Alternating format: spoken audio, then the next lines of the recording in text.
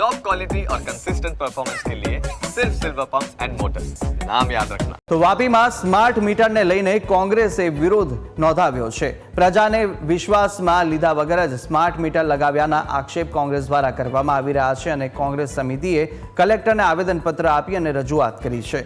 થોડા દિવસો અગાઉ નાણામંત્રીના ઘરે સ્માર્ટ મીટર લગાવ્યું હતું અને સ્માર્ટ મીટર લગાવ્યા બાદ પણ લોકોને અંધારામાં રહેવું પડશે તેવો આક્ષેપ કોંગ્રેસ કરી રહી છે। સ્માર્ટ મીટર નાખવાની કામગીરી તાત્કાલિક બંધ કરવા માટે કોંગ્રેસ દ્વારા માંગ કરાઈ।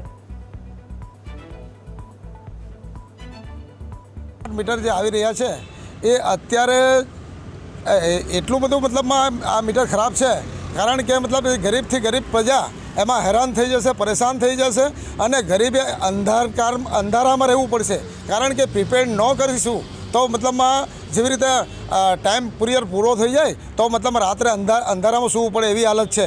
તો આ ગરીબને આ સરકારમાં મને એવું લાગે ગરીબને જડ મૂળથી ઉખાડી દેવામાં આવી રહી છે એવું મતલબ આ પ્રયત્ન કરી રહ્યા છે।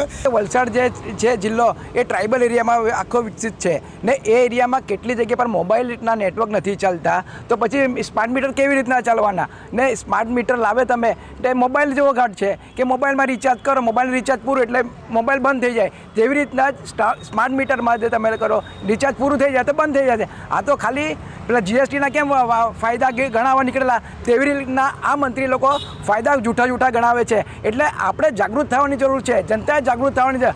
અંધભક્તિ છોડો, દેશભક્તિ લાવો। દેશભક્તિ એ માટે કે જે ખોટું થઈ રહ્યું છે એના અંગે તમે અવાજ ઉઠાવો